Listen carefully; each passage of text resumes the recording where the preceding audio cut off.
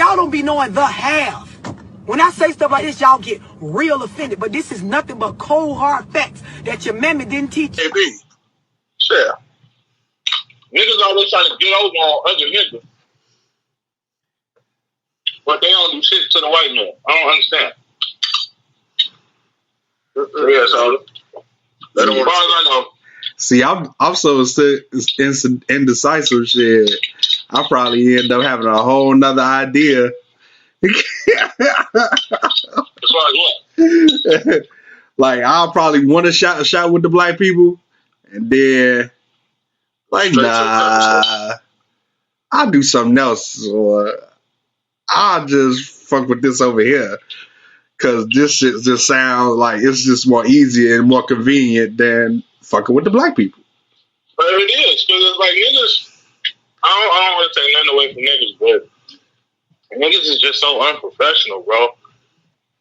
Like, you want motherfuckers to shop with you and you want motherfuckers to support you, but you can't even do so much as,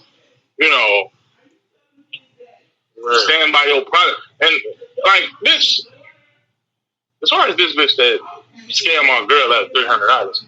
I don't honor that shit. Like, what the fuck are you doing? Why are you so damn bad that you feel like you gotta do this type of shit? You know what I mean? Yeah. I mean, once the shit happened, I found that a whole bunch of shit. First, I think the bitch's pictures are fake. I think the bitch is a catfish, for one. Two, she been stealing another chick videos and claiming them as her own. That is as far as like hair videos. I'm like, what type of shiesty shit is this? Oh God. It's gotta be from the city because she ain't gonna send ain't nobody from out the city gonna send the bitch to 82nd and Drexel. Right, yeah. Just out of the blue. She from the city for sure. Boy, I just wish I could find this bitch. I wouldn't even do nothing. I just be like, look. See, I'm glad I waited till after you said your story to record, because now we record. So strippers. But what the fuck is up with the motherfucking businesses? Cold Hard Facts Podcast episode episode 142. 142. Make sure I'm on episode 187 because I know it's the only playing. Oh my God. He's still on that. Curtis Jackson will be played on that day. I don't know. Curtis Jackson? I thought we was gonna play Dr. Dre and Snoop Dogg. That would be better. I'm grimy. I'm greasy. I mean, nah, bro. We gotta play 187 on that. We gotta play. Murder Was the Case. We gonna play Blue. But we can't not play the obvious one. The song is 187. So is that. Yeah. We better off playing the Tigers 187 if we don't do that. We ain't gonna do that though. So did you say the Tigers? I'll fight you. I'm just saying you wanted to go there. So now it's 187 in there. I'm talking about good 187s. Hey, look, you ain't say that. Wait, say that at first. No, let's say that at first. That's never a good 187. That's never a good thing. We don't promote violence, kids. Yeah. Violently fucking up. Yeah, so a lot of shit has happened. They trying to basically send my man Quavius to jail. I ain't trying to send that nigga to jail. And the LAPD investigating that shit. Why? Why they investigate that? There's nothing to investigate. So we tried to swing off his ass. He yanked our hand from the elevator. Ain't nothing to investigate. It's all right. Yeah. It's right down the street. The bitch tried to swing at me, so I swung her ass. She wanted to get on my period. Ain't nothing to investigate, nigga. The proof is in the pudding right there. You got the tape. Yep. Mm-hmm. Yeah. So she like to send nigga in jail for what? And it's funny how all this shit coming out now that they not fucking with each other no more. Like, of course, the beef is real. And I promise you they still fucking. I promise you they are. I promise you they are. What's wrong with these people? Yeah, man. That's the thing about this generation that I don't understand. It's like, now for one, I do not condone domestic violence at all. I would never place my hands to a woman. However, if she swings on me first, I have every right to defend myself without hitting her. That's the problem. And then, like I said, I don't condone hitting women, but women need to stop being shot when these niggas hit these women, because at some point, niggas gonna get tired of getting swung on all the time, and that shit just gonna come out. You know what I'm saying? Look, if you can't get mad, my man's gonna defend himself, so shit. Shit. Like, while we was taught as kids, like, motherfucker hit at you or swing at you, defend yourself. I don't care who it is, man, woman, transvestite, transsexual, cross-dressing, shit. Animal, motherfucker, shit. Yeah. This also made me think about the Ray J one when she threw a drink at him at the table. Yeah. And then she got pushed in the pool when she kept throwing stuff at him. Yep, well, she deserves it. Yeah, he just said go swim. Go swim. Shit, put that bitch under the dory. Hey, just keep swimming. You feel me? Just keep swimming. Just keep swimming. Oh man. Yeah, man, that's funny. But I don't think Quavo deserves to be investigated for anything, because they gonna find some more shit. That's all. What I want them to do is stop fucking around and stop fucking with these women and put this music out. I don't know if y'all done heard some of the shit that the Migos got cooking, but oh yeah, they need to come out with that shit. What's taking so long is, I guess everybody got to take the trial and tribulations with relationships. First of all, take off that relationship. Take off in no relationship, and if he was, we probably won't know about it. I mean, because he's so low key. You know what I'm saying? Because he got out that jam with old girl with the whole rape case in California so smooth, I didn't even know.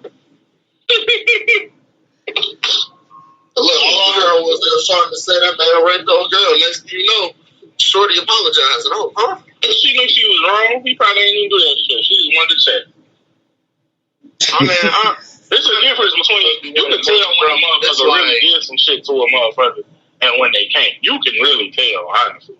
I don't know why people be acting so brand new. Like, this shit been around for years. You can tell. Yeah. That type of shit don't change. Yeah, man. I don't know. That's what's going on in the world. Finesse comes out, or a form of finesse is used. Everybody want to act like it's a new thing. I know what I want to get y'all opinion about, because I don't have one. The Lil Nas X situation. Oh, you talking about the shoes or everything? Everything. I didn't even see the video. I don't want to see the video. I don't want to see the video. There's nothing against him. Well, the imagery, I just don't want to watch it. He did it on purpose. I know he did it on purpose. Because he said it out his mouth. He did it on purpose. He made sure he pissed people off. And then this man clapbacks on Twitter was so strong. Oh, I wasn't even paying attention to that. What did he say? Oh, what did he say? Like, it was motherfuckers trying to, I guess, come at him for what he was saying. There was one motherfucker that got on there. They said some shit. And he said, "Shut up, I will fuck your dad." And I was, what? Whoa. Most of these teeth are still up. Right? Whoa. And then there was one, then, like, Candace Owens got on that. Like, Candace Owens got in there. And she randomly brings Cardi B into it. Okay. And then this nigga replies, he said, you're doing some shit when she gets to talking about you. Yeah. I ain't got no, I'm trying not to, okay, with the shoes incident, let's talk about the shoes first. Let me talk about the shoes first. I'm gonna tell you about them shoes. I'm gonna say exactly what Freddie Gibbs said. I don't give a fuck about the shoes. Where the blood come from? What blood is that? That's what I want to know. That's what Freddie Gibbs said. Where the blood come from? Whose blood is that? Yeah, I'm just like, you could tell Nike would never approve that, and they like, and also. He knew that. That's why he went through a different company. Yeah, Nike trying their best to not get that shit sold. So they on your It's sold out. What can they do? It's done. Yeah, I don't. What they gonna do? Send a cease and desist letter for something that we don't even have anymore? They better do that shit. They better do that shit they were making ideas about, talking about making a Chick-fil-A version of the shoe.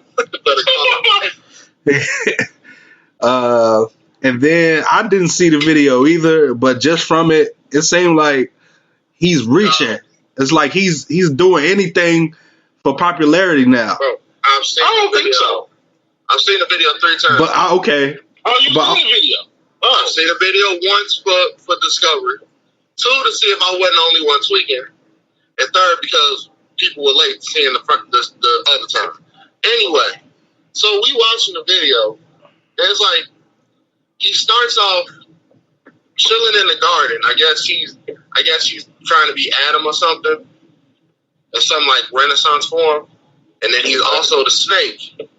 And you know, instead of like the whole like eating the fruit and all this other shit, I don't know how or what. Snake gets in front of him, pushes him on the ground, he kisses himself, and then it goes into a cutscene by him licking on his stomach, and it goes into the next cutscene. Then it's him like in some pink little Cupid thing, I guess, getting judged by the juries and everything. I guess that's like the whole message behind like everybody judging because you're gay or whatever. Mm-hmm. And like they say you're a sinner and this and the third. And it's showing him looking like he's gonna go into heaven after he got killed. I guess I guess the trial ended with him dying or something. And then big stripper pole come down and he rides that motherfucker all the way down the hill. Then the beat switches up and then he starts to twerk on the devil. And then kills the devil at the end of it. So he killed the devil. He twerks on the devil, gets behind him, snaps his neck, then takes the devil's horns off and puts it on his head. And that's how the video ends. And it's just like, so much went on in this video. Okay. Okay. So much goes on in this video, dog. It's just like, you don't know where to begin, like, where the tomfuckery is. It's just like, he's creating controversy. On purpose. Yeah, and it's like he thinks, like it's not exactly similar. It's sort of similar to that the rainbow hair Snitch 9 guy. That is because he's like trying to get popular off hate for hate, basically. I don't know. That's what. It's extra for no reason. You know what? The way I look at it is like this. I'm sure he did it for attention. But if he didn't, that's sure a weird way of telling everybody you're still gay. But the way I look at it is I feel like he did it for attention, but I also feel like he did it like Martin said, like, you know, so basically just show people he doesn't give a fuck about the shit that they say about him. Man, you know? And he did all things like all he did was piss people off, and there's really nothing wrong with that because, you know, at the end of the day, a motherfucker's gonna do what a motherfucker's gonna do. Whether I like it, whether you like it, whether you like it, whether they like it or not, doesn't matter. Like, so I personally don't see no problem with the video being the way it is. I won't watch it, right? Because, you know, I'm not a fan of the guy. You know what I'm saying? Old Town Road is cool or whatever, but. You know, so you ain't like none of his other songs either? I never listened to any of his other songs except Panini, I think. Oh, okay. I wanted to see it because the snippet of Montero was so dope because the beat was so nice. And I was like, I gotta hear the whole song because like it don't sound bad. Yeah. So the song is good, but the video is weird, basically. Nope, the song has other lyrics too. Hold on, I got you in like 2 seconds. Give me. I gotta find my phone. I lost my damn phone. Ain't that shit crazy? Ain't you on your phone? No, I'm on my iPad. I use my iPad for the podcast, guys. Little secret. Fancy. Said fancy. Swear I just got lucky getting this motherfucker. Shit crazy. I don't know. So Dang, your hair is not even that low. I mean that grown out to. Yeah, no, I'm just trying to keep it. He said, was hoping I'd catch you throwing smiles in my face, romantic talking. You don't even have to try. You cute enough to fuck with me tonight. Looking at the tables, all I see is weed and white. Baby, you living the life, but nigga, you ain't living right. And then it says something about cocaine and drinking with your friends. You living in the dark, boy. I cannot pretend. I'm not phased. I'm only here to sin. If Eve ain't in your garden, you know that you can call me when you want, call me when you need. Call me in the morning. I'll be on the way. And that repeats that part. Okay. It's like basically, so basically, this man said, you know, y'all living in the closet and being scared of how the media treats y'all. I'm not. This nigga basically telling y'all, like, when Eve ain't in your garden, you know, you can hit me up. Like, so, yeah. Then he said, and then it gets worse. He talking about something. I want jet lag from fucking and flying, shoot a child in your mouth while I'm riding. It goes. Whoa, wait. He said what?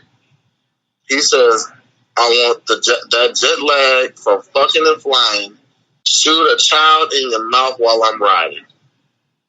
Oh. And we're gonna switch subjects here. Oh. And he said, and now I'm acting hella elite. Never want the niggas that's in my league. I want to fuck the ones that I envy. Okay. All right. Yeah. It don't get no better, dog. It went everywhere. Like, and apparently, I can't see me personally. I can't see a straight person listening to that. No. The other day, when you hear the snippet, you don't hear all that part. You only hear the "Tell me what you want, tell me what you need, tell me what you want, I'll be on the way." You hear that? That's all you hear. Okay. You only hear the chorus. So if you hear the chorus, you're not gonna know what. Like, here it go right here. That's the chorus.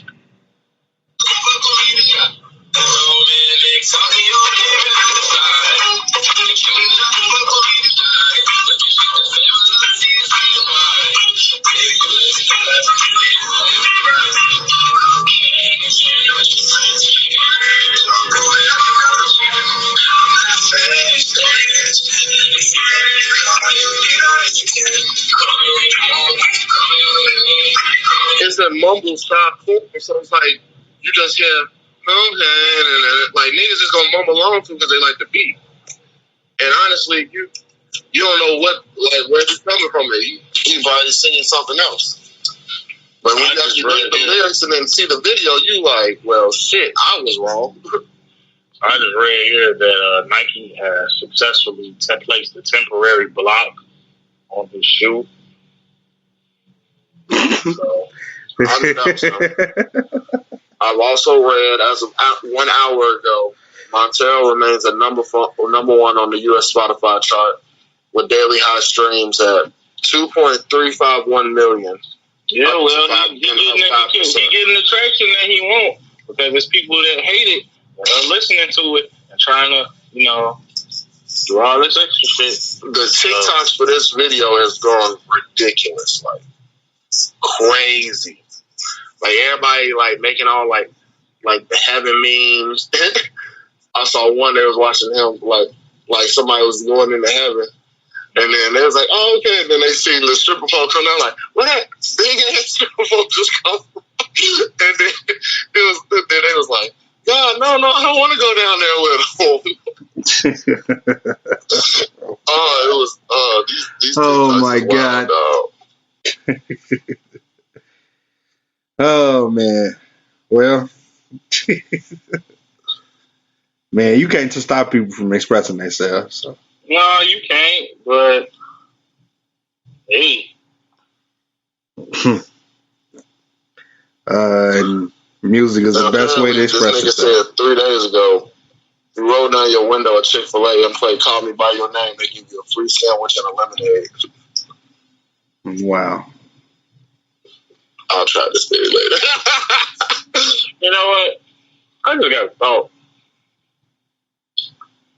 So I think the problem that we as a society, not we three, but we as a society have with gay people, queer people in general, is the fact that it's just so not what we're used to, because it's not what we do. So when somebody is so proud of it, being what they are, it's like to us, not us, but like to people, it's like hitting a brick wall.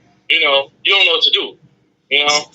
No, it's like you just kind of like, what do I really say?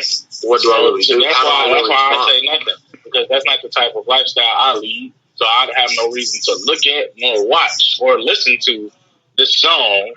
But you know, I don't fault him for. No, go ahead. My bad. I was finished. I was saying I don't fault him for being himself. You know. Right, and as I lead to it, it's just at the end of the day, you know, his ass is overly gay. And there's nothing wrong with him being overly gay. You express yourself, you express yourself, so you express yourself, you did what you did, you do what you do. I mean, what you want me to say? And at the end of the day, it's doing what it's supposed to do, because that video was supposed to get motherfuckers talking. And guess what? I also read, I think someone yesterday, that the song was projected to go #1 on the Billboard Hot 100 or some shit like that. Definitely will. So the mission is going to be accomplished. Mind you, he posted this snippet of this song last year, July 9th of 2020. It currently has 21.2 million views on Twitter, with 61,000 retweets and 420K likes. At this time, and it's still going apparently. Okay, since our last pod, has anybody been informed on the Joe Budden situation with his co-host? Yeah. I heard something like they done. That's what I saw. I strolled past that through my Snapchat feed, and that was like one of the stories where Joe Budden says he's done with them or some shit like that. No. I was like, damn, you cut niggas off. It's just. Let me know. Is the podcast done, or is it on hiatus? Like, it's just. Is he only doing this to the contract up, or what? It's like it's over. Okay. He's done with this shit. So, since y'all don't know, he does have a network of podcasts. He has 2 other ones that's girl podcasts, I guess. Mm-hmm. And one of the co-hosts to one of them is called the See the Thing Is, and it used to be 3 co-hosts similar to his, and now it's only 2. So one of them left. I'm guessing because of Joe. I'm guessing. That's just a guess. And Rory and Maul is on Joe Budden podcast, and they left and possibly it could be because of their friendship, and also it could be the new business thing that he, the Patreon shit, basically. Right. And he could have potentially had more. If you had stayed, everybody could have been rich if they had stayed with Spotify. But I'm just like, he's trying to make sure he owns everything, but still get the biggest bag and go somewhere where he can be exclusive. Somewhere. That's what I'm thinking. That's what I'm thinking he's trying to do. Trying to still own everything and get the biggest bag, but only give the people he's trying to exclusively go to a percentage of that bag, but not the biggest, not the whole damn enchilada, not like a piece of the pie and everything. They own everything that he does, because he was doing at the time, he was doing that, doing his podcast, doing the pull up, and he's doing State of the Culture. So that's 3 shows, and they was I guess Spotify was trying to own all of it. Like a percentage of all of it, or actually own all of it. So I know one thing: the numbers are not looking fucking good, and you can see that, right? If especially like on the YouTube viewership side, like it's way more dislikes than likes. So you saying as far as like, so what you think is? You think it's done? I don't think it's done. Me personally, I don't think it's done because they trying to. I think behind the scenes they trying to figure it out, but in front of us it's looking like it's over. Like if you look at the views and you look at the like to dislike ratio on YouTube, it looks fucking bad, bro. It looks bad. One more thing for Joe Budden to be mad about. So it's like on the next podcast to find out. Yeah, right. Yeah, it's pretty much. I'm trying my best to, like, I can't even, like, it's not entertaining as it was without them two though. Like, it's not entertaining. It's only Joe, and it's basically only Joe, and them two is just like just there. Like they just like. As far as the entertainment factor, because it's not entertaining anymore. Because because I tried to get to at least 30 minutes, but I couldn't because it's not entertaining anymore. Where's that? Yeah, so it's sad because I think Joe fucked it up. I think he did, but huh? You know, it's all his fault. It's all his fault. Yeah, everything is his fault. Fuck it.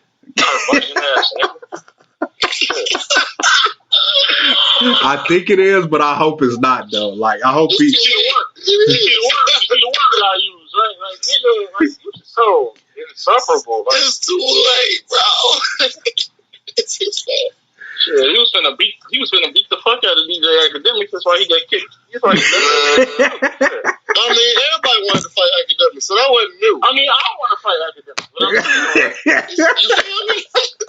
I don't even know, bro. But I'll shoot the one. I don't know shit about that nigga from Adam. But I'm saying, like, Joe asked me to chill out, man. Like before he fuck all his shit up. I mean, you saw how this nigga. You saw how this shit was going left. Like, you seen it way before, but when you seen it go live, like with that whole shit with the Migos thing, it was a misunderstanding. But you saw how Joe reacted. Joe ass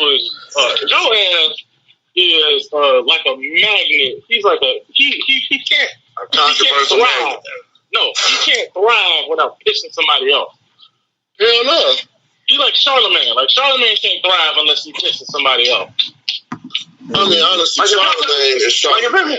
Like, if y'all ever watch any of the Breakfast Club interviews, when Charlemagne know he getting under somebody's skin, he won't stop. You know he don't stop. He knows. What's there to stop about? It's Charlemagne, bro. It's Charlemagne. Charlemagne made this his purpose. Here's the thing. Punch this nigga in his nose. He know where he know where he stand. No, you misunderstand. I'm not saying that it's not. No, I'm not saying that you misunderstood. I'm just saying like, fella, this nigga know where he stand on the shit. That's why Charlemagne is more successful with his shit right now than Joe. Joe is on and off. 1 minute you on his good side, the next minute he gotta start some shit with you just to fuck shit up. You know, get some shit going. Charlemagne been like this, so it's like Academics has been like this. It's just the fact that the only reason why he get away with it because he admits to you that he pussy. Yeah. He told you straight up. He like, I will run. He definitely ran when the niggas put up on him in New York. What?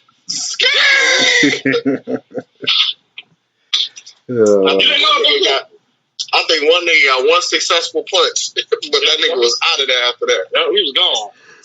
Shit. That's that. You gonna have to catch me. Now you gonna have to see me, man. You gonna have to like. What? You real for real. You better be Usain Bolt, because I'm gonna I'm gonna out of here real quick. Because niggas did not see him after that. Nope, we didn't see him no more. But in other news, under news, Devin Booker is trending because of his amazing performance last night, and becomes. Oh, what did he do? I didn't even know. What was the stat line? He dropped 45 points, 4 rebounds, 4 assists, and was 70% for shooting. Shit. Wow. Well, was let me tell y'all something about Chris Paul. He knew where to go. He was the shit. I feel like that was bound to happen because of Chris Paul. It's like. And this is his 14th career one, and that's the second most in Suns history of 40-point games. Wow. Yeah, bro. And it says something about, he's the only one to have more than 2 40-point games in his career. This is his 6th career one. Okay. Wow. We are witnessing something special, guys. Yeah, and these new cats in the league right now, different animals. Yeah, man. Let me ask y'all a question. Here's a big question. Do y'all think that the NBA, for the last decade or so, has tailor-made their teams to beat LeBron James? That's been the big question over the internet over the ever since LaMarcus Aldridge got signed to the Nets. People have been saying that the league is scared of LeBron James. Here's the thing. They're not saying the one thing that's true. The Nets are scared of LeBron. I don't think the Nets. No other team is really scared of LeBron. They just accept where they're at right now. I don't think the Nets are scared of him either. Because think about it. Until Kyrie and Kevin Durant got signed to the Nets, wasn't nobody thinking about that. After Kyrie and Kevin Durant got signed to the Nets, now everybody's just like. They already knew about Kyrie and KD, but they weren't even injury prone, so that's why they didn't worry about it. They weren't even playing, right? So they get to this. James that scared that shit. Because they knew how close James was when he had a decent setup over there. It's just, but James wanted out. Houston didn't have no type of depth whatsoever. James Harden wanted out of Houston. They got ran through. If I'm not mistaken, his first choice was to go to the Nets. So it's like, how can you fault these players for wanting to go to this team? You can't. Because it's like when you say the Nets are scared of LeBron, it's like, no. Because LeBron's been in the league 18 years. You know what I'm saying? All these teams just have... I don't mean the players. I mean the coaching staff. Because this is what it really comes down to. The coaching staff, the management. They trying to make it look. They trying to pull another Steve Kerr, like another NBA player, become a successful coach. Just think about it. I ain't gonna lie to you. Steve Nash is playing Tyronn Lue like shit. He just sitting there. Sitting there. I want to know. Tyronn Lue did with that whole Cavs season. I want to. Okay, I seen you. What did he really coach? Seen. So on Facebook, I see he had good defense against AI. That was the only thing he was good for. Did he really? Because I seem to remember AI stepped over that nigga. I seem to remember that. The games before it, he did kind of clamp him. Because that was the only person that could really slow him down. He didn't do nothing significant. But he did at least get AI heated enough to do the big step. And that was probably the best thing Tyronn Lue did in history. Get stepped over. Yep, that's it. Piss off AI enough to get stepped over. That's fucked up. Looking like this, man. Them cornrows was too tight in his head. So I want to know what years was this when he was with OKC. Some you posted, John, on your page, on your Facebook page, because with Russell and Serge. Yeah, I want to know what years are those because. What was the post? Basically, saying that KD had more help than LeBron James in their respective careers. Right. It's about equal, but I see what you mean. Before we get started on that, I just want to say, first and foremost, when Kevin Durant was on OKC, he had Russell Westbrook, he had James Harden, he had Serge Ibaka, right? Right. Mind you, Russell Westbrook and James Harden weren't even at the level that they at now when they were playing together. So I really can't count them at that time, honestly and truthfully. Yeah. But although they made a finals together. LeBron's situation is LeBron has so much power and influence in the NBA because he's literally the face of the NBA. He has so much power and influence that he can go to on a team he's on. He can go to them and say, "Hey, I need y'all to make some trades, get some better players, or we can actually make a run for this championship." Even though just off the shirt that LeBron James is a member of your team, you're already a playoff contender. Right. So, in the way I see it, well, not necessarily. Hold on, wait. Let me finish my thought. The way I look at it, Kevin Durant never physically went. Other than, I guess, going to Golden State, he never went to go physically seek help. He never went and said, "Hey, y'all need to go get him, go get him, go get him, trade him, get rid of him and get him for him." Okay, so we can go win this championship. So you're saying, like, KD just played more of the player role and, like, I'm going to just go here versus, like... That's clearly versus LeBron being like, all right, I'm going to play my GM and shit real quick. Exactly. That's basically what you even just said it yourself. All KD did was leave OKC and go to a team that was already established and made them 10 times better than they already were. And they was already in dynasty mode. Cause what the hell? And mind you, that's what I keep telling niggas. Like, mind you, despite KD going to the Warriors and making them damn near unstoppable for 5 years, we talking about a team who already beat LeBron one time in the finals and won 73 games in the regular season the next season before they even got KD. So that team was already cold before KD even said, "I'm going to go to the Warriors." So it's like, I don't know.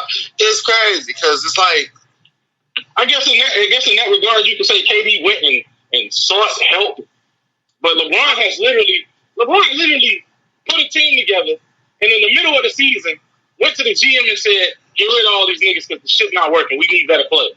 So that's why I would probably say LeBron had more help than KD, but KD ain't too far behind because regardless of if he just went over that or did on his my GM shit, he still had the help.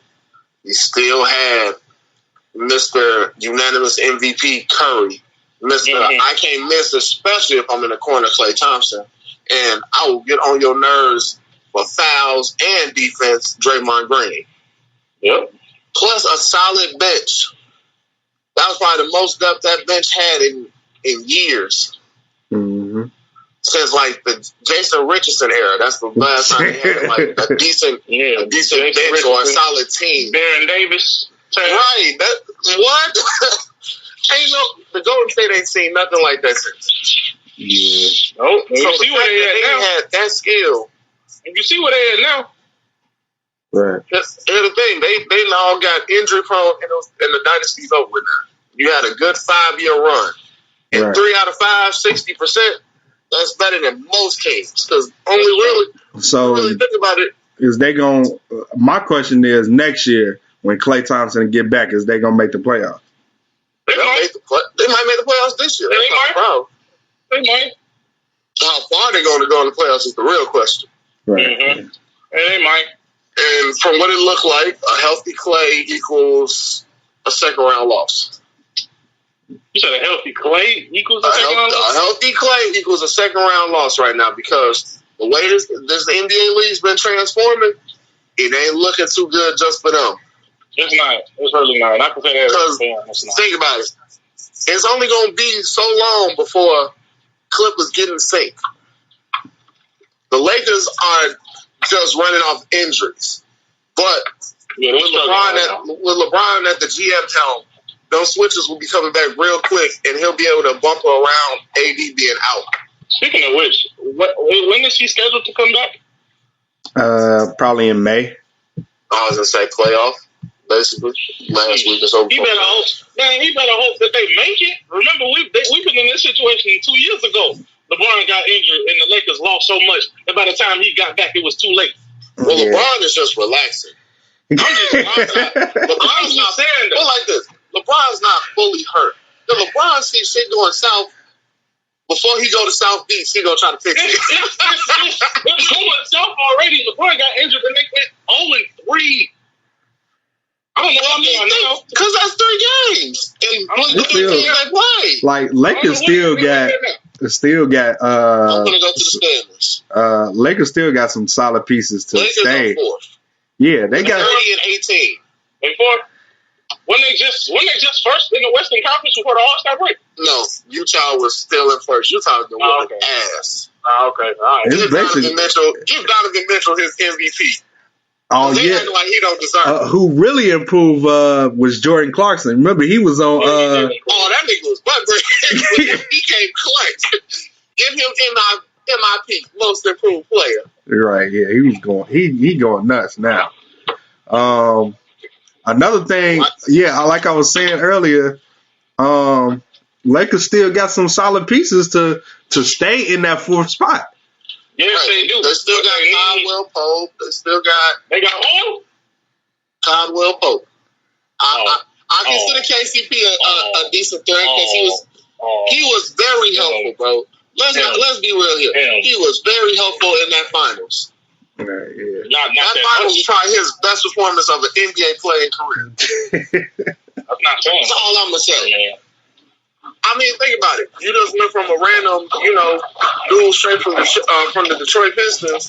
Now you're an NBA champion. Who'd have thunk it? Yeah, well, all I'm saying is this.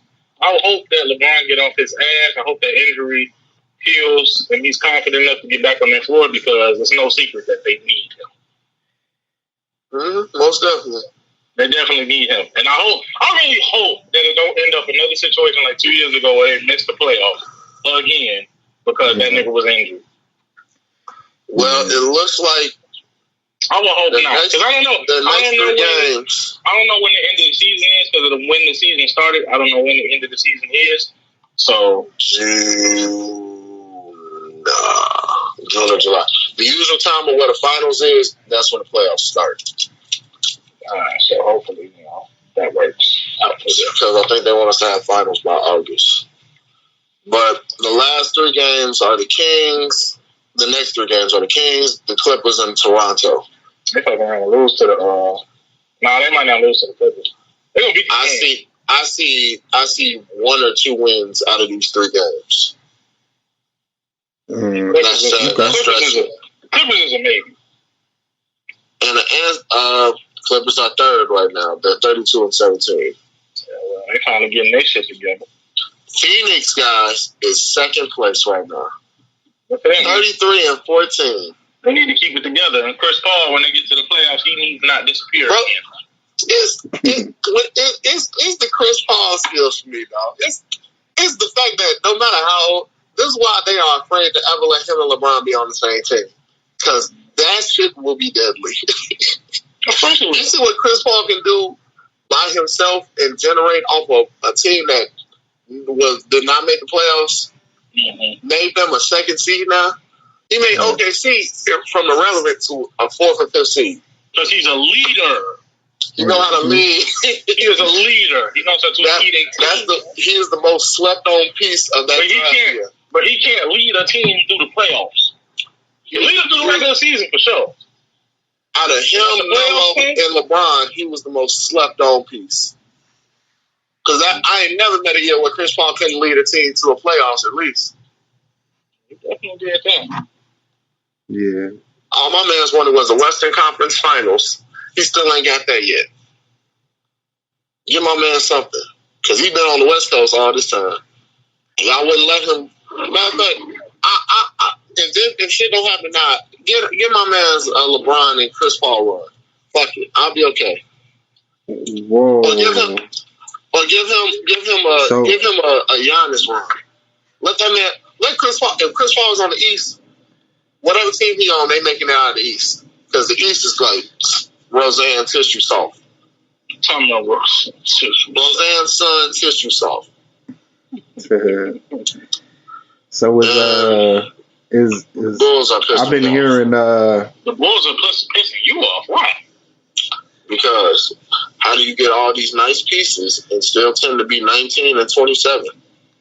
I mean, they just got him. What before they got him? They were fucked up before they got him.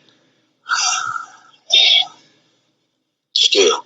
And it looks like they finna be 0 no, they're finna be 1-3 because they play Utah, Brooklyn, and Indiana for the next 3 games. Yeah, so is Meg Thee Stallion pregnant? I would love to know so I can go beat whatever his name is ass.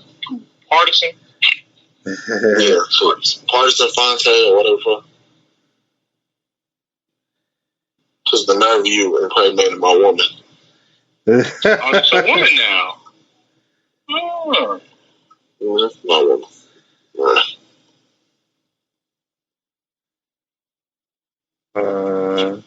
That's what I heard. Lil Nas X responds to claims that he copied FKA Twig's music video.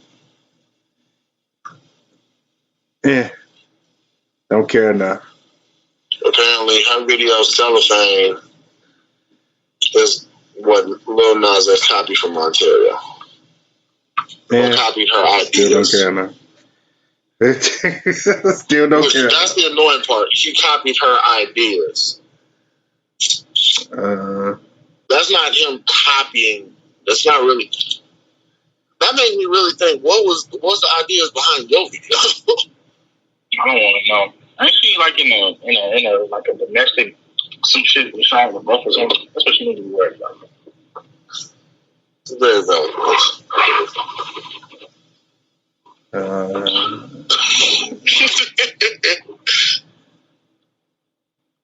Someone made a tweet and said, Lil Durk is the most indecisive rapper right now because he has 4 songs. One says, I know. One says, I don't know. One says, how I know. And the other one is nobody knows. What is this? This is Lil Durk. They said he's a very indecisive rapper. Oh. And they were caught courtside at the Brooklyn Nets game. Lil Baby shouldn't be at no one's game. He should be at someone's practicing his shot. He don't need to practice. He a rapper. Shit. But I'll be damned that they picked him for another celebrity event. They did him. And I see that shot again. They picked him for the celebrity game, and he showed you who he was. He is a rapper and a trapper, not no hooper. Well, shit, you didn't even have to be on there.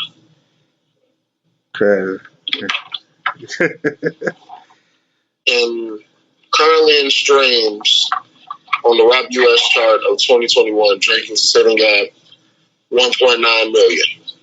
Who's above him? No, Drake's at the top. Oh, well, I'm not shocked. Then Juice WRLD's at 1.52, Lil Baby 1.50, Pop Smoke 1.25, Lil Durk 1.6,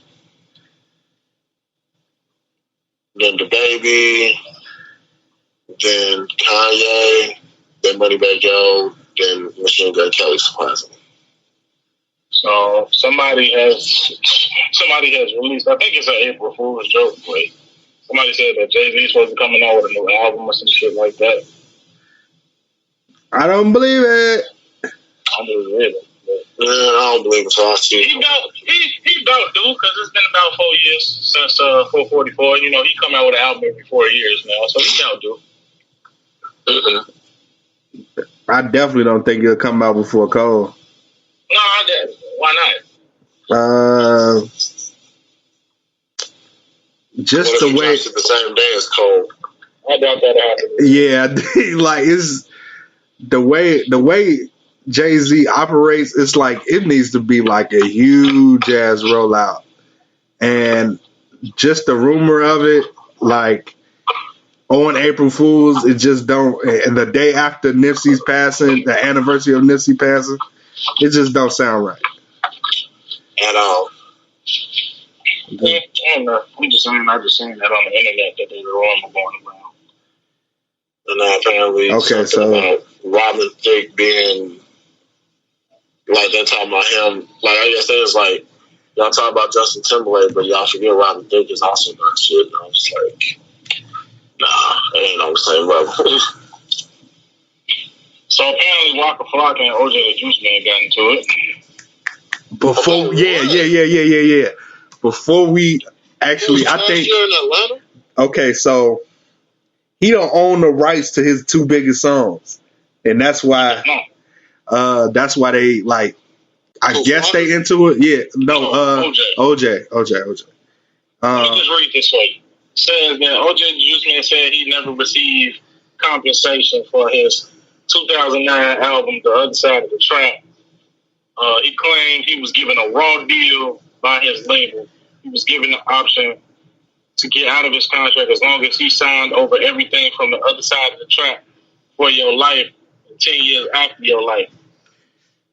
And then Flocka got on there mad as hell because, you know, that's his mama, so, you know, he got on there calling that nigga lame as hell. He was a pussy ass nigga, and that you know exactly who stole from you and stop putting that shit on my mama. And then he said, grown men on the internet crying about who stole from them. Y'all niggas is lame as fuck. And then OJ the Juice Man called him a dick in the booty ass. Come on, dick in the booty ass nigga. Talking about, nigga, you ain't on no gangster shit. I ain't never seen you do nothing gangster pussy ass nigga. You and your weak ass mama fuck both of y'all. Mm-hmm. Well, I don't know, man. Like, I really think that I don't know if that's Flocka's mama or if that's Gucci. I think it's Gucci, honestly. Yep, I agree. I agree. I think Gucci did that. Ari said next week, be on the lookout. For what? She just said she's sitting in the studio. OnlyFans page debut? Get the fuck out. It's only a matter of No, time. I'm talking about Ari Lennox. OnlyFans? Ari Lennox. Oh. You said Ari, not Ari Lennox. You're supposed to clarify. My bad. You gotta say it. Ain't too much you can do right now. She said she's sitting in the studio saying that, so. Be on the lookout? Yeah. She about to do her album too. Shit. Well, I don't know. I don't know how her whole 2018, yeah. schedule's looking. Her last one was in 2018. So. She just spent her whole little birthday in Jamaica. So, you know, I don't know what she's up to. Yeah, it's she probably got to do for something though. Yeah, something. Yeah. It's only a matter of time. It seems like Dreamville, the whole Dreamville, because Jid was first with a single. Well, actually, he put a bunch of songs out at once a couple weeks ago, and now it's Ari coming next week. So yeah, that's good. It seemed like another Dreamville resurgence is coming. It ain't TDE. So like, we ain't worried about TDE. TDE gonna come when they come. Exactly. You're right, but still worried about their ass, man. They ain't even worried about their ass. Who said I was worried? I just ain't heard shit. And there's a reason for that. Well, no, the good folks over at TDE are nothing if but a bunch of perfectionist ass niggas. Super cap. Look at all this cap. This is all. What happened now? This is all this cap. Somebody trolling. It's April Fool's Day, so people gotta troll. Kendrick music dropping tonight. Kendrick Lamar, Nation, Drake, Certified Lover Boy, Kanye West, Donda, Frank Ocean, Brunette. What the hell is that? Make funny. Blonde brunette. The Weeknd before minutes. What? The Weeknd still tripping off the Grammys and the Super Bowl. Travis Scott, Utopia, Young Thug. Flex has come out and said that the Baby is the hottest rapper in the game right now. How do y'all feel? He said little. He got no. He said Baby. He You said that baby. You said exactly what I just said. I said he got the wrong baby. It's supposed to be Lil Baby. I don't know, man. I think, even though Lil Baby had a great year last year, I don't know. I would definitely say the baby is definitely more popular than him. Yep. I would definitely say that also. No, ain't no iffy nothing, nigga. The baby got white people on his side. He even got a couple of Grammys. What? Because he said something about JoJo Siwa. Now he got white people. No, he been had white people. Right. What you talking about? Do you not remember fucking Baby on Baby? I don't give a fuck about your no paper, nigga. Is that a receipt? That's a receipt. This is a receipt this time. I don't got my no paper right now. Relax. You'll get the no paper. I'll find it again. God damn it, I lost it. Wow. I know, we gotta talk about that RP to no paper. So randomly, I know this don't matter, but depends on what you're talking about. Yeah, Lil Yachty diss YB in the mirror. Why? I don't know. Were they just friends? I was waiting for Yachty to get into a beef. It just looked like he was ready to be hostile. So were they just friends? What happened? So he said it's a song on his. It's a song that YB in the Mirror album called Soul Train. Oh, you mean the album that nobody listened to? Yeah. I mean, it was actually a good album if you actually listened to it. I didn't listen to it. I'm really good. I'm really good. Because people was on the internet clowning him because he only sold like 4,000 copies. Yeah. Well, I mean, Big Miss only sold 1,500 before. So. Well, he dropped something too. I'm really good on that too. But this is so he said Soul Train is fire. And then SMH, I'm sorry, I couldn't let that tweet breathe and put the calendar up and show April 1st. So you gonna be trolling us all day, then? Is that what you're telling us? Hey, that's what it was. That's what he said. Couldn't let that tweet breathe and put up April 1st. April 1st calendar. The calendar of April. Also, Boosie done got his ass in trouble again. What did he do? I'm waiting on the Nas X reply.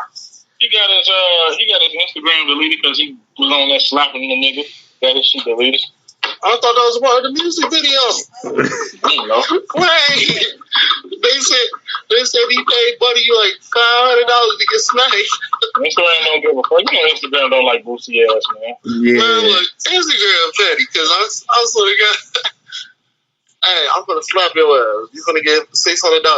All right, Instagram said nope. We're gonna just go ahead. We're gonna take your page away. He got another page. Hey, I ain't gonna lie. He did smack the fuck out of bro. Yeah. Like folks couldn't think straight after that smack. He got paid for it. Yep, that's it. That's all, man.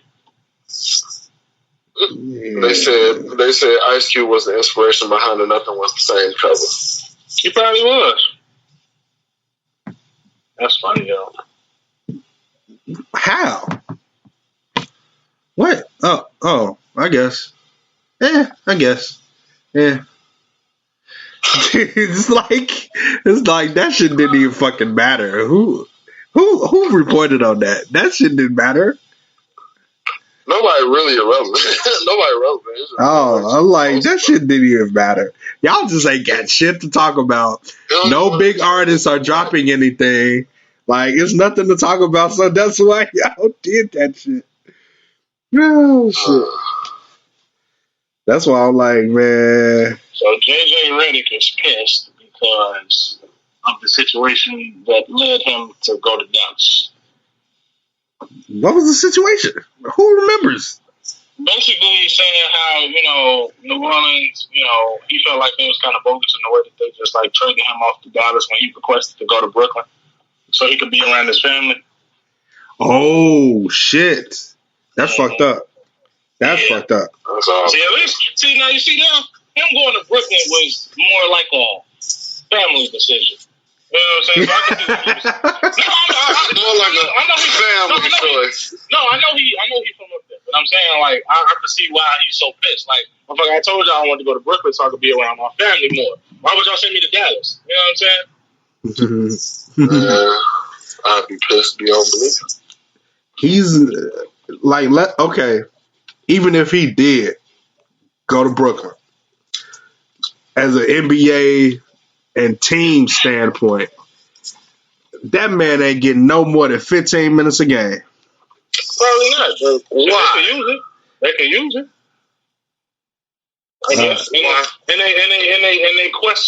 And they quest for a ring. You know what I'm saying? Yeah, they could definitely use it. If LA finna get about 10, 15 minutes, I don't see why he can't. Yeah. Okay. I don't see why people so worried about LaMarcus Aldridge anyway. Like, because LA ain't motherfuckers think just because Blake Griffin got on Brooklyn and started not going crazy, but he started playing like himself again. He's like, dunking again. You know what I'm saying? It's like, what does that mean? Like, mind you, this was my favorite player back then, bro. Like this before I was like paying attention to the game. Back when I was just all about the hype. This nigga was so explosive and everything, bro. Like, yeah. And in them years of like, you know, developing a shot and everything and becoming more of an all-around player, which is still cool, but he was still the same explosive Blake Griffin. Once he gave his loyalty to the Clippers, they was like, yeah, you going to Detroit. What? Yeah, that nigga was depressed, bro. He wasn't out. It'd be different if he went to a team that was solid. He went to Detroit. Sentenced to Detroit to die, basically. The Detroit Penitentiary, bro, because when you go there, you're dying. Your career's dying there. What happened? Rose went to New York. No, he's been in New York before. Yeah, Rose made out of Detroit. His stat line went from 7 to 14. He doubled as soon as he left Detroit. Yes, I know. You just said that you go to Detroit. Blake made a full healthy recovery as soon as he left Detroit. Yes, he did.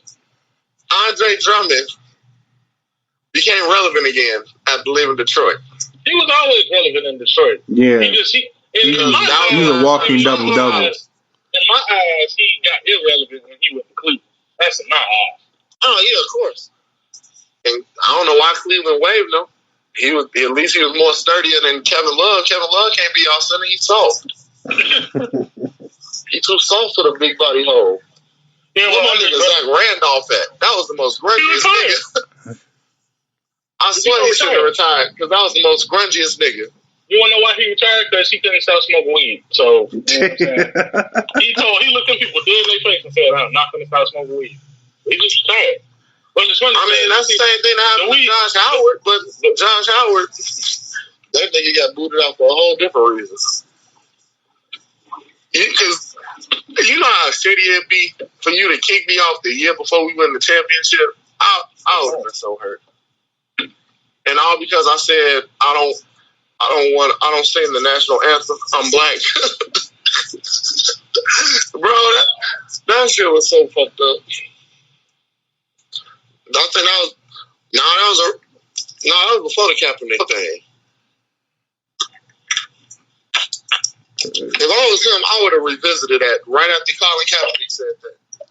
After Colin Kaepernick did what he did, I would have been like, see, that man didn't care about the Pledge of Allegiance, but when I say something about it, he didn't want to fuck with me.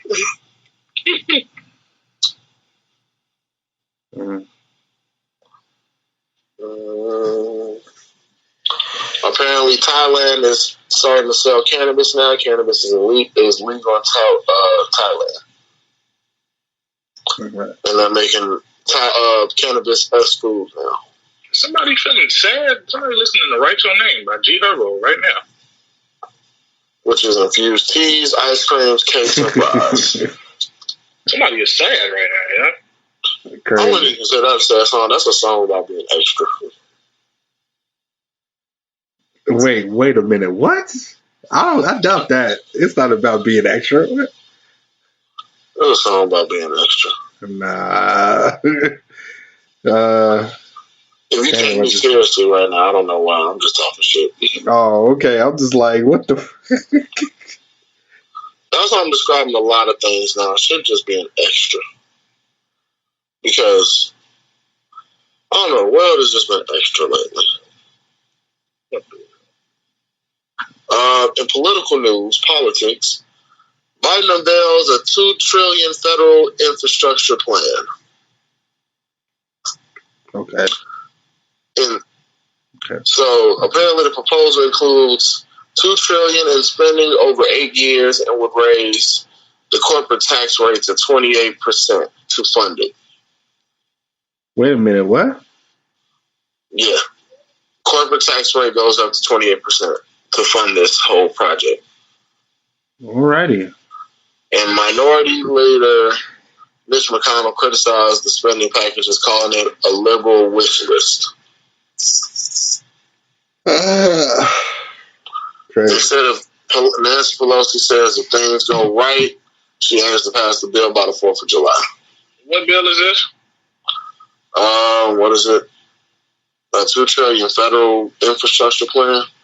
What's that? Something along the lines of it says something about focus on the infrastructure and the climate crisis, stressing the support of labor unions and an investment to the middle class. So to sum it up, maybe a constant, a constant stimulus in a sense, or like another way of trying to another way around trying to get the wages up. Once COVID gets, I guess, under regulation where we ain't got to wear these fucking masks outside no more. Right. Nope. We're not wearing the masks. They still going, the economy still needs to be rebuilt because, a lot of people still without jobs and homeless and struggling to make ends meet and shit. So. And I'm trying to see what raising the taxes would do. I guess they're trying to figure more money in their pocket. They're trying to figure out a way for it to benefit us and not benefit us at the same damn time. You're like, this could possibly mean higher wages, more things being open and shit to the world and this, that, and the third.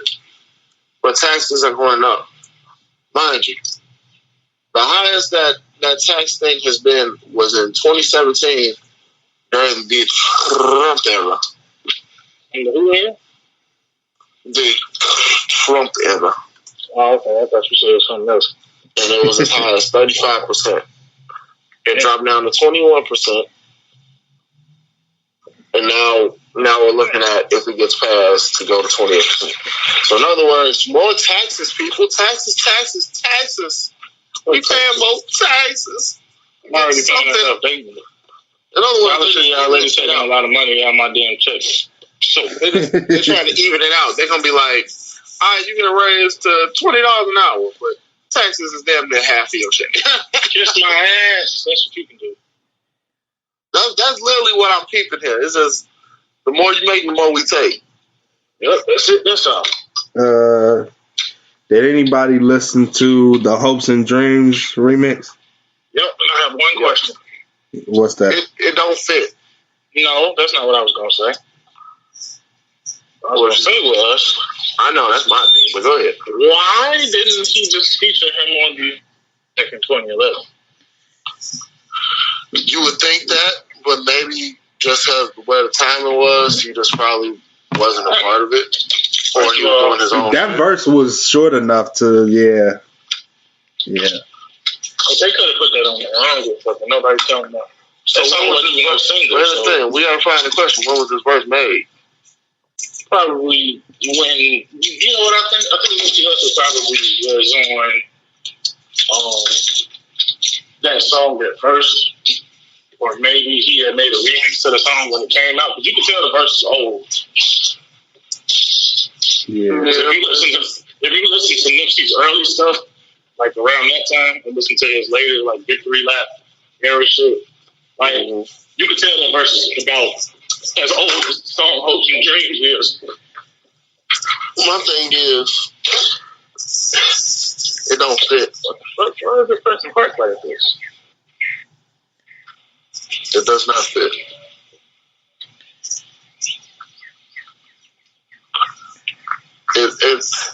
not that it's a bad, but it just don't fit to me. It don't sit. I feel like it was too short for me to like. Oh, Well, I ain't gonna lie to y'all, bro. It's a white couple outside right now having a heart-to-heart conversation in this car, and you can tell because this guy got his head buried in his damn pants. I think she cheated on him, but I think she cheated on him. I don't know. So you looking at her some type of discussion. I'm trying not to look up all in this shit. You know what I'm saying? So, you're not taking care of responsibilities as a man, then I guess. who was taking care of responsibilities? Man, break up this. The person. Who said it was his fault? It could not be. I'm just speculating, damn it. Shorty could have just wanted to have a hot girl or something. Drop her ass like a bad habit. That's what you're supposed to do. Yeah, I guess so. I don't know. I'm just speculating. If you telling me you cheated, what you still doing in my car? How do you tell me? Okay. You said what? He said, like, I cheated. What you still doing here? What you still doing here? Ain't you supposed to be with the nigga that you cheated on me with? I wanted to work shit out. Why do you think that would happen? What the fuck? Yeah, I feel that. I'm sorry. I feel it. Feeling all right? I feel it. I mean, honestly, it depends on what you've been through. I guess to make you want to work shit out, but I'm at that point where it's like, if you tell me that much, I don't think I want to work shit out with you. Because if you just said it, I did it just to do it, I can't really trust it. If we was going through some shit and then you cheated or something, okay. Then that understands because I might have fucked up with this and the third. But if you just said, I just cheated because I felt the need for someone else besides you, well, what the fuck you still doing here? Goodbye. Yeah. I don't know. That's how I feel about that. It has to be a reason. If there's no reason, there's nothing to work out. You just wanted to be single again. Pretty much. Or you just wanted perks. In that case, you had an open relationship. Yep. I agree. I don't think those are real, though. Wait, what? I think that's just open relationship. I don't think that's real. I think that's just being single. I don't know if y'all seen this movie. It was on Netflix. To sum it up, it's basically about this girl who she's single. She's always single. The whole romantic comedy, the family, always like, you don't never have no date for the holidays or no one to bring with you. Or you always get a shitty guy that's at the third. Right. And come to find out, she started dating this dude for like a whole calendar year. Like, she doesn't date him, but like they date every holiday. Like, she'll be his her plus one every holiday. Okay. What's it called? Let me see if I can find it. So they only really go out on the holiday. Yeah. But then, of course, the romantic comedy part falls in. They start falling for each other. On a holiday? And they go out every holiday? Huh? They go out every holiday. It starts like she's at Christmas. They bring it up. Then she sees some dude. Then she see her ex. Or some shit. She sees her ex in the mall. And I don't know how. And then she also sees the dude. And they end up working out some agreement where they date only on holidays. Because I think she helps. So basically Thanksgiving and Christmas.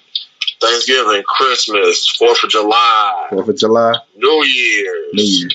Okay. Every main calendar holiday. Oh. Okay, now it makes a little bit more sense. Okay, all right.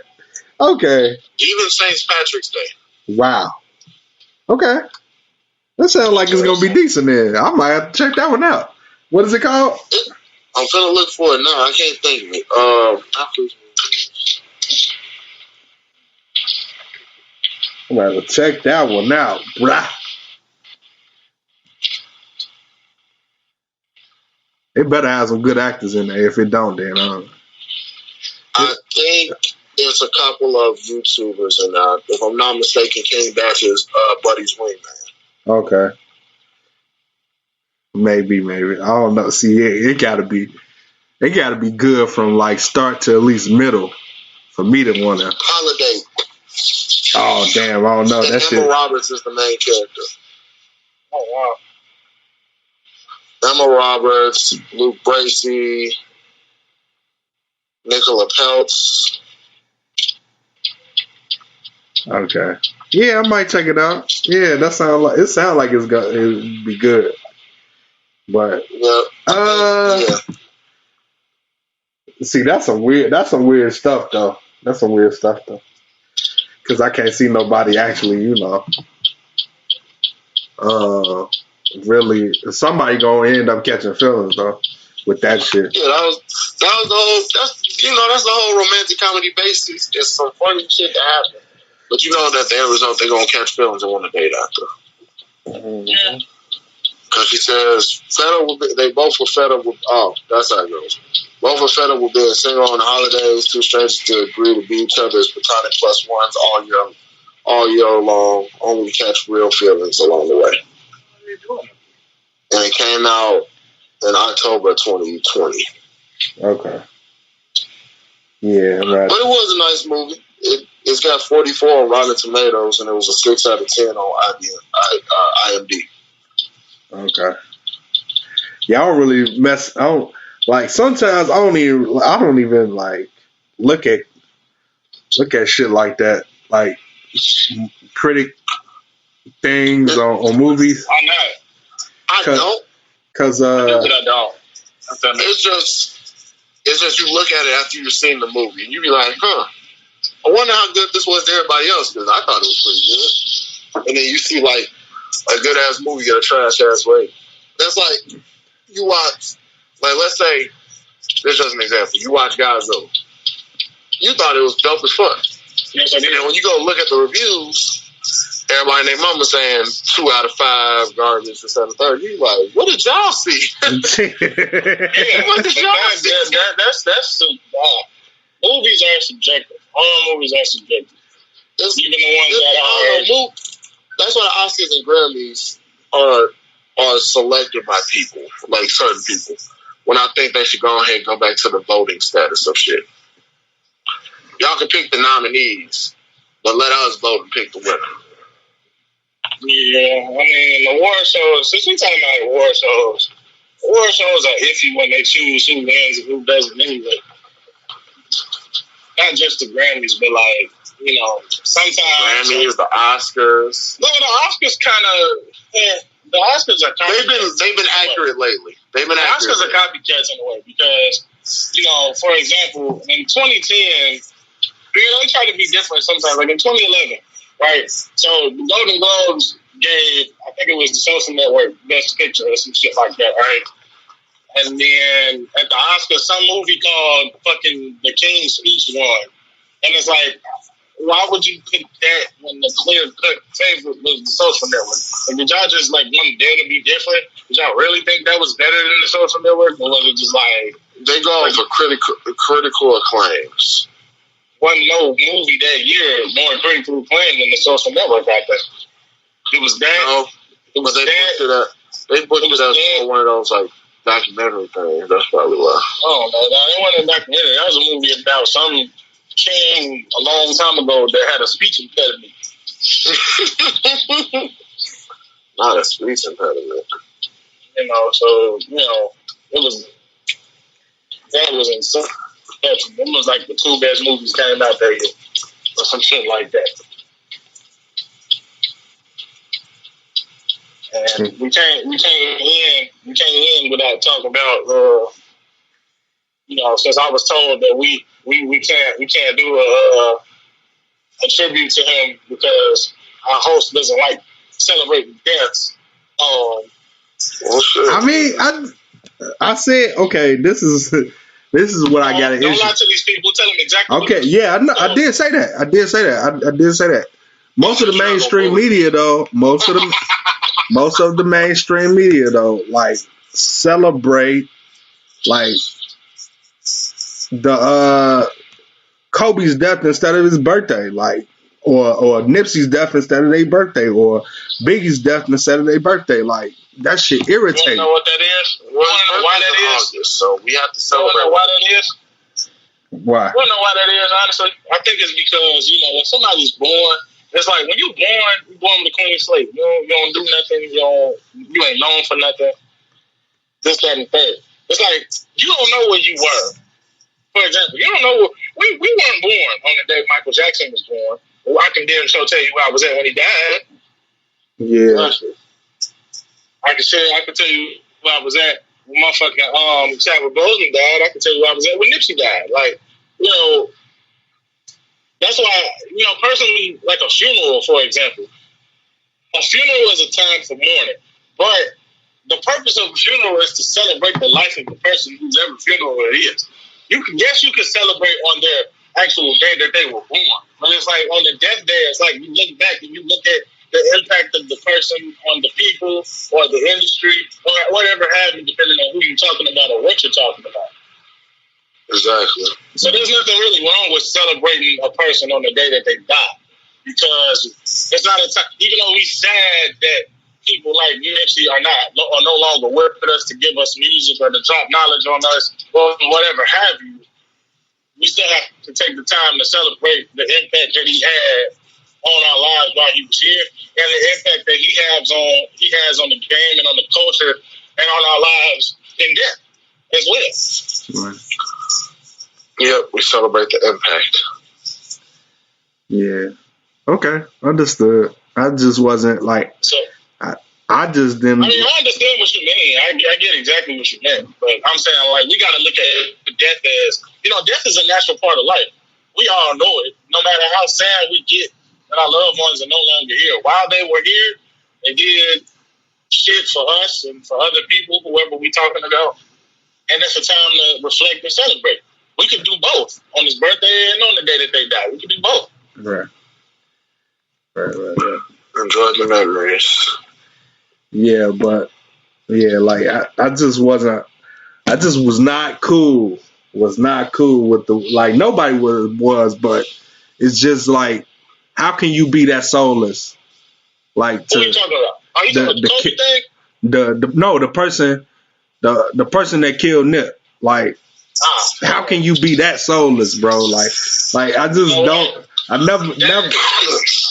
It's funny that we're gonna talk. All right, so we're gonna talk about this. We're gonna talk about this.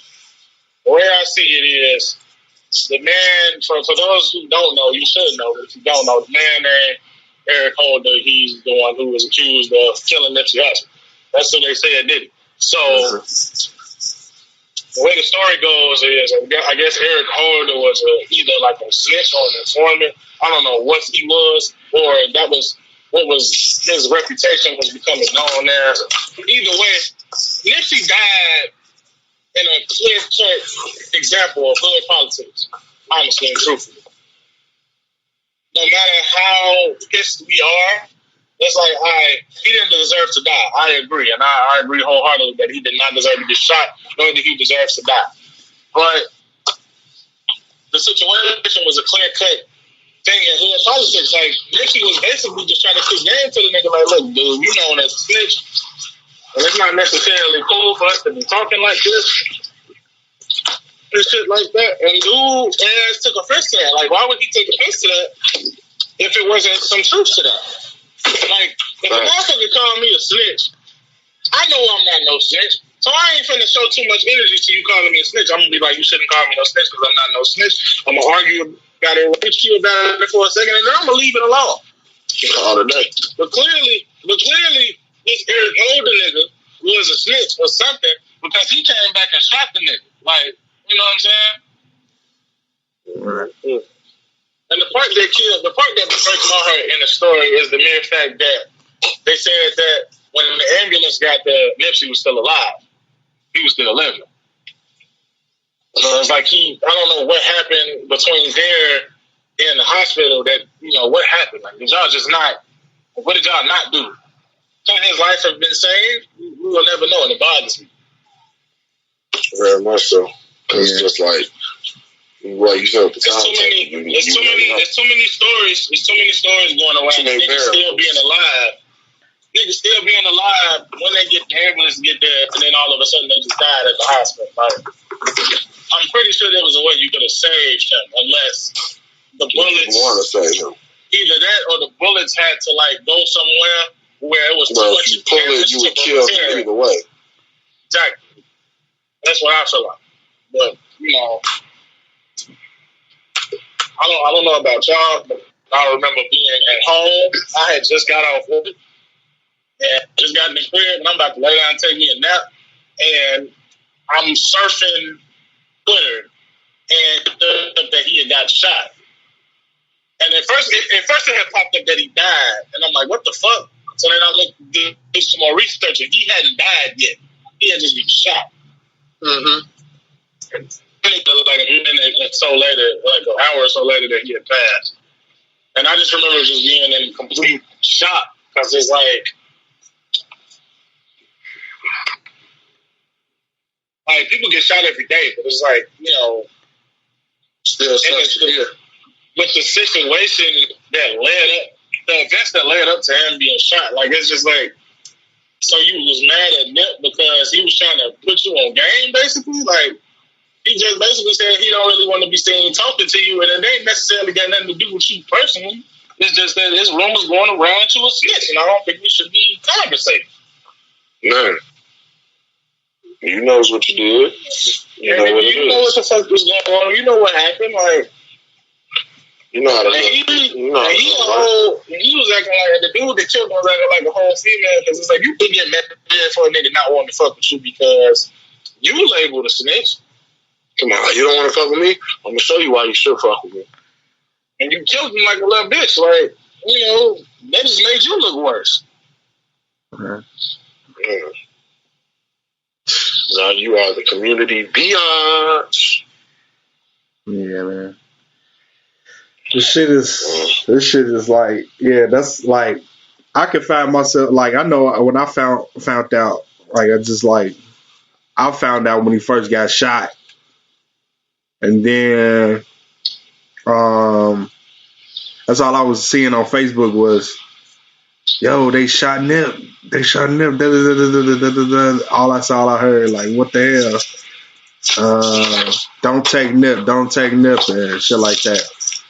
And then I went to Instagram, so please don't take Nip. A picture of him, like, praying for Nip. I'm praying for Nip and his family and everything. And then I just left it alone. I just put my phone down. And then I just started, like, I think I got a text from Kudu Buggin at that time saying that, you know, they killed Nip. Like, yo, what the? All right. Like, I'm just like, man, nah. I just saw he just got shot. That's it. And then I wasn't supposed to be like this, dog. Like, I just didn't get it. Just didn't understand. Couldn't comprehend the fact that he died. I just couldn't, like, it just didn't hit me until, like, I guess you could say the next day. That's when it hit me for real. Like, I just like, yeah, me too. It's like, fuck. Like, why they always gotta take stand-up gentlemen, good guys, and, like, just, you know, people who trying to do right in the world, like heroes. Like, I just don't get it. Why? What was the point? Violence solves everybody's answers in their minds. Certain people, rather.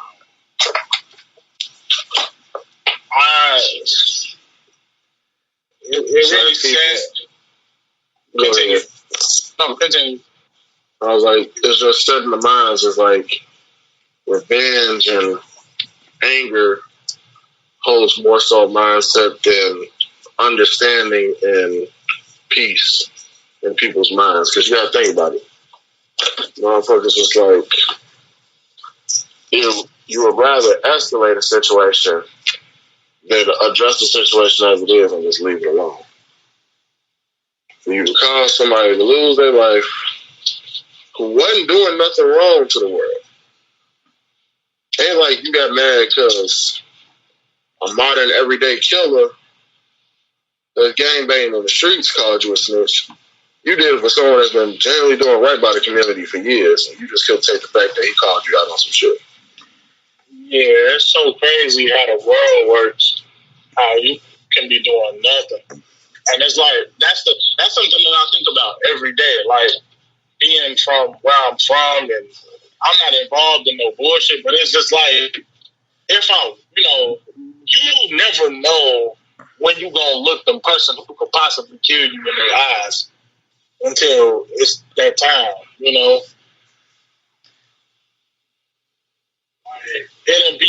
It's almost like it's always from a place that you would literally never expect.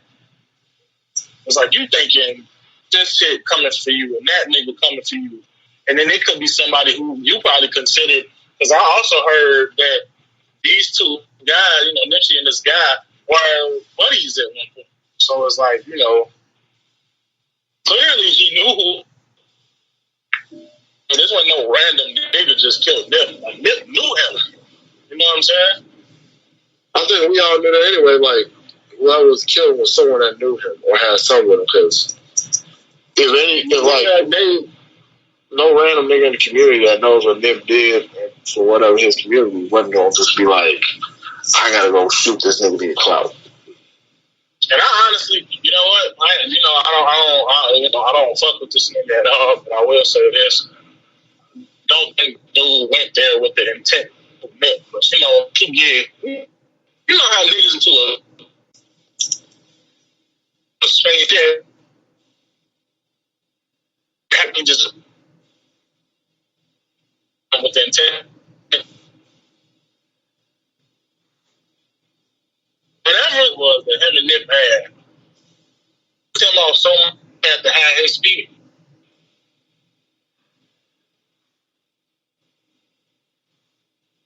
Man, messing up on my end. Definitely messed up on my end. A lot. Double? Like, nigga, how? Like, oh, shit. It's true. Nigga basically got shot for telling the truth. In my eyes. Right. Sound about right. Right. And I can't there you go. say the later. There's a saying that's real prevalent in the country these days. Since Nets and the Nets, give people their flowers while they're here. You keep hearing that ever since he died. That's all you hear. Give people their flowers while they're here. And he's a example of that. But the funny part about it is, for somebody who's been in the game for as long as Nick was before he passed, he was trying to become a commercial artist after years and years. Like, his name was as big as it had ever been, on top of the Grammy nomination, and then Racks in the Middle was such a big hit before he. So it's like, who knows how far he could have gone? Like, who knows? Like, I don't know. Like, where y'all think he would be at? Like, if he was alive today, 2021, 2 years later, like, if that hadn't happened, like, where do you think he'd be? Sure, to me. I'll go ahead. Go ahead first. You can go first, Mike. I say he would have won that Grammy that year. Okay. Just off the impact of him being who he was. Okay. And let's say, I mean, like, are you saying like the shooting never happened or the shooting still happened? No, I'm saying and he survived. And Nipsey was still alive. Like, what do you think he'd be at now in terms of his commercial success? You think he'd be? Do you think he'd be one of the biggest artists out right now, just based off how a career was going at the time of his passing? I would say maybe another 2, maybe, because how many years removed from it? Just 2, right? Yeah. So I'll say maybe just like, I'll probably say this probably be where he'd be cooling off right now. Because he definitely would have been a key collaborator for a lot of artists. The album would have been highly anticipated. Like I said, he would have won the Grammy that year. I don't know. I feel like, and look, even if he didn't win, I say he would have exposed the Grammys in a different light where it might have made a difference versus like how The Weeknd and everybody else are doing it. They just whining. He probably would have said something in general. Like not even off of his own award. In fact, he had to say it off of somebody else's accord. And I probably would. I don't know. It's just, I feel like hip hop would have had a way bigger impact. Hell, he might have, he might have cooled off the hype off of 6ix9ine.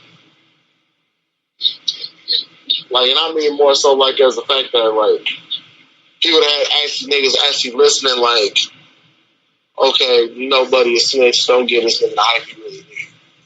Instead of everybody entertainment and shit. Right. Y'all know the crazy part about him, like his rapping.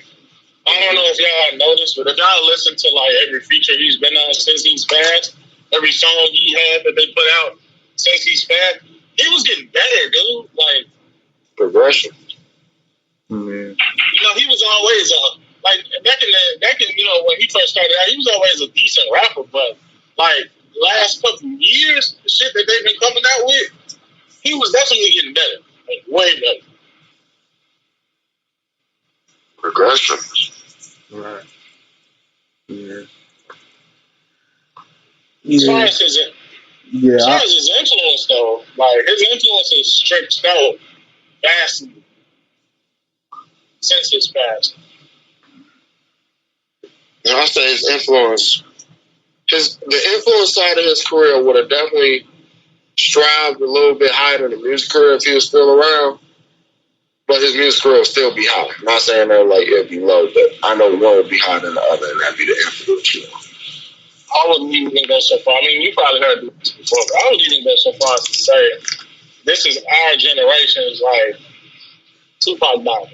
You know, as far as impact wise, yeah. Some far figure of influence, like dying, like this is our Tupac, like because it's like he.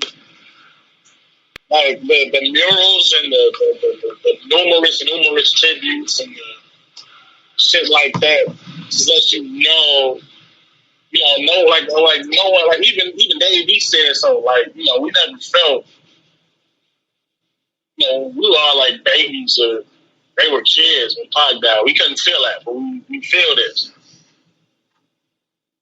Yeah, it's different. It's way different now. It hits differently. Like, now we see what everybody was going through back then. Yeah. I would say, of course, I don't wish death upon nobody, but I say if we had like have like, if like Wayne would have died, that'd probably be our biggie. That's what I'm thinking right now. As far as like impact wise, like everybody's hearing he passed. Yeah. Everybody be in the streets bumping any type of Wayne. Because it's just the fact that you couldn't help but not have that nigga in your rotation. All right. He probably still is in somebody's playlist right now. Definitely one of mine. So I would see that. I don't know. It's all in all, it's crazy to think that we have to talk about the success somebody would have had if they made it instead of the success they would have now. Yeah. Last question, would y'all want to see a posthumous album from him, or should they just leave it alone? I definitely do. Because and it has to be handled right by the right people. So depends on who's handling it. Excuse me, but I'd rather, if you're not gonna get the right people to do it, then leave it be. Like, don't just get any damn body just to try and get like clout around, because publishers and labels will be trying to get something of that nation going. But if you can get the right people, maybe get along with it, I would say maybe, honestly, I wouldn't know who to really pick for that. Maybe I would say Dre to try and get a hold of that. I know exactly who I would want to do it. Who? I wouldn't want nobody to do it but his homies and his brother. His brother should definitely be involved. right. Because I don't know how involved. See, like when you start looking at all the stuff about Nipsey's life after he died, you understand that even though Black Sam wasn't too into the music, I really think that if they were to make a posthumous Nipsey album, Black Sam would have to be involved because that's his little brother. So it's like he would know exactly what he would probably either want or not want, or who he would want to work with, or who he wouldn't want to work with. Like watching him. I was even watching something. Go ahead. No, my bad. Go. No, I was saying I'm probably just saying from like the executive producer, like who gonna like put like all the big funding and cloud and all that shit and get everything that they need for it. Cause I know his brother will probably run everything, but as far as like who gonna put all the effort into it to make sure it gets pushed, it'll probably get pushed through Dre. Maybe. I don't know. Cause I'm just saying that because Dr. Dre wasn't too involved in Nip's career. He wasn't involved at all, actually. So, of course not. But I mean, I think it'd be more so far like for like the whole Cali, Compton, all like Crenshaw, all that shit. Like it all comes down to like the hood. I think he'll do it for that reason.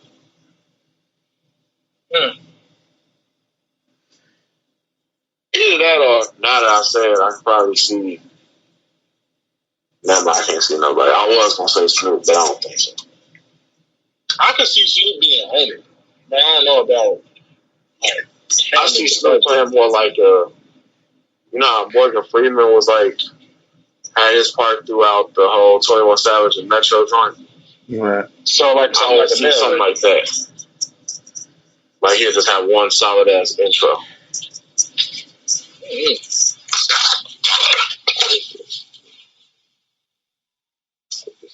Yeah,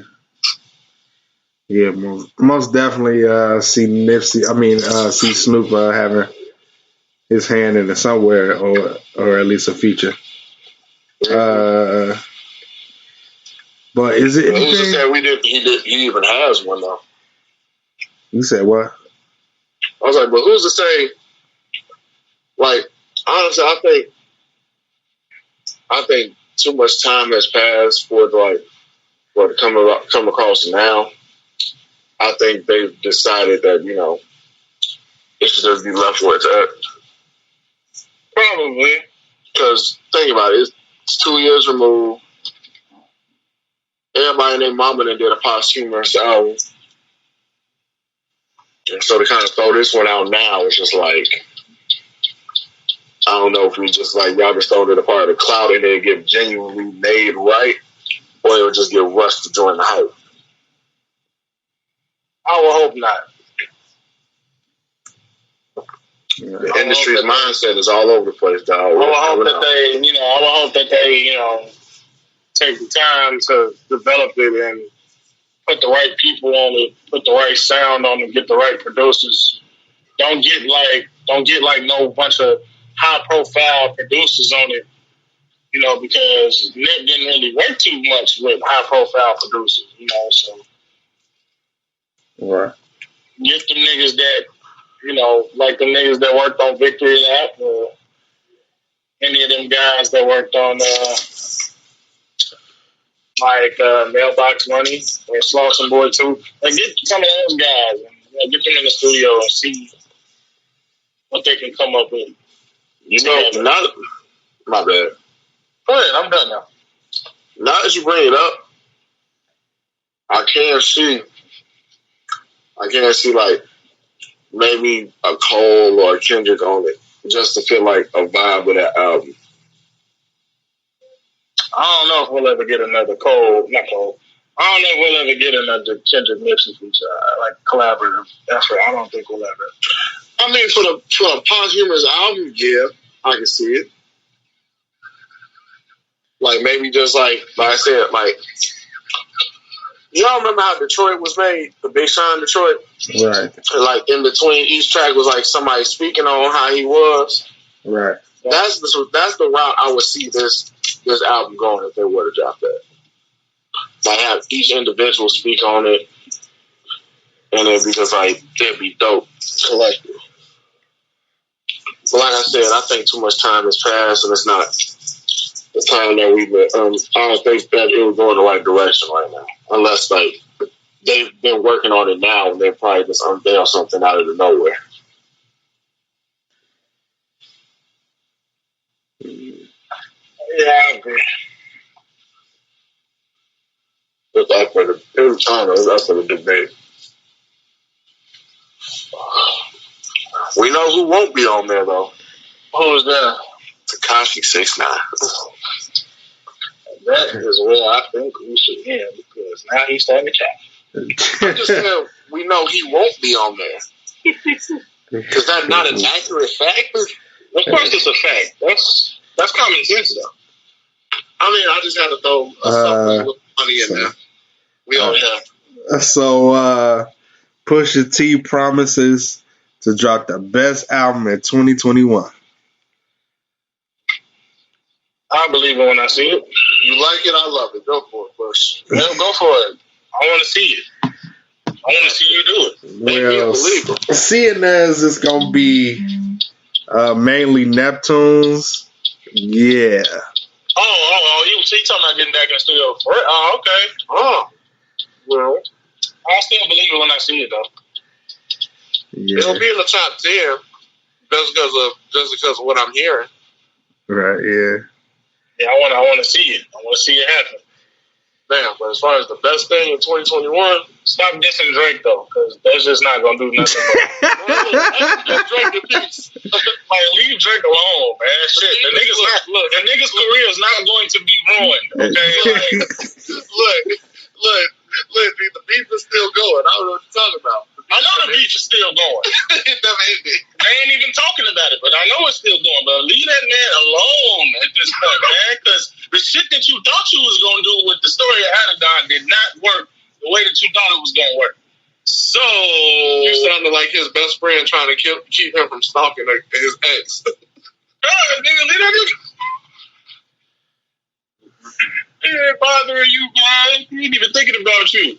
It's like I said on a previous episode. Like, Pusha ass diss Drake on his album, and then Drake dumbass fell for the bait, hook, line, and sinker, just like a light skinned nigga would. Hey, I'm not you. I'm just talking about him. I hear you. Fell for the fucking bait, and he got himself in a situation that he couldn't get out of. Well, even if it's a one person beef, it's still a beef. Yeah, man. Look like John is at his destination too. I don't think we got anything more to add, do we? No. Okay, cool. Kodak Black and Lil Pump aren't beefing anymore, I guess. Huh? Who ain't beefing? Kodak Black and Lil Pump ain't beefing no more, I guess. I don't fucking know. Oh my God. Okay. I mean, I don't even think that should have been a beef or even a conversation to be talked about. Let that man put on his nail polish piece. Hold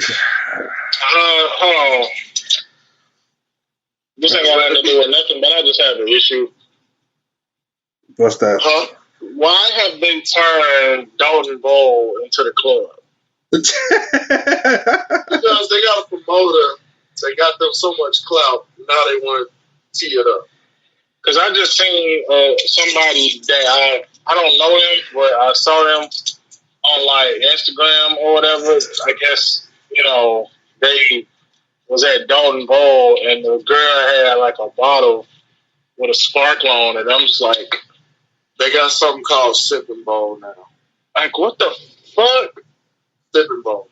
I know what that is, but I'm saying, who told them to turn fucking Dalton Bowl into the damn club?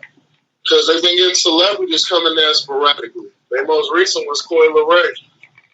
Is she really a celebrity? No, apparently not. Or is she just somebody who has a hot song on the internet on the radio right now? Nigga, she has the equivalent of a constant open mic performer. Oh yeah, because they had her performing on a chair and shit. On a chair. And she 5'3". She just became average height now. That's all that was. Yeah. She went from 5'3" to 5'7". So now I'm still struggling to see you as I hear you. How I get that ooh. And I'm like, where is that coming from? So like, where is it coming from? I know I hear it. That they overpriced. They charging $200. They're charging $200 to see her in the bowl. And I think it was just $100 just to come in. So that's $300. Yeah, I'm good. No, it's $100 to get in, and then an extra $100 if you want a bowl. Oh no. Oh no! See, I will never go back there again. Fuck that. They don't do the promoting themselves. You have to buy the tickets through the promoter. You have to DM him, find out the price, and then buy it. For what? Because that's who brings them in. They have a promoter. You know what that promoter can do? Events. You know what that promoter can do? Huh? You know what that promoter can do? I really would like to know what can he do. He can go the fuck to hell. That's what the promoter can do.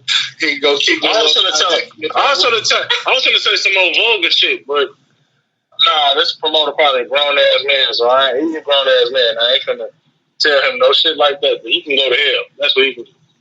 He can go kick it with Lil Nas X. No, he ain't going down there with him. He going down there with John Wayne Gacy and the nigga that killed John Lennon and shit. He can go down there with them. Jesus. Charles Manson and shit. He can go to that place. Oh my God. He put him down there. Yeah, I want him there. I want him in that part of hell. There ain't no coming back home. Like it's a special VIP section for you over there. Come on. They charging you. They charging you, not the other way around. Man, that's what I heard. That shit, bro. And the funny thing was, she turned her comments on. Who did? Coi Leray, when she posted on her social media that she was going to be there. That's not why she turned them off. She turned them off because people been body shaming her, bro. No, they been baking her ass, bro. Like they was baking her about that concert. Ain't body shaming. Everybody with the Chicago area was flaming her ass like the fuck. I'm like, why the hell would I pay this much to see? Ooh, how I get that? Ooh. Yeah. But all right. That's the end of the show. We ain't got shit else to talk about. Wait, what? Fuck Dalton Bowl. Oh. Yeah. We gonna end it on that note. See y'all next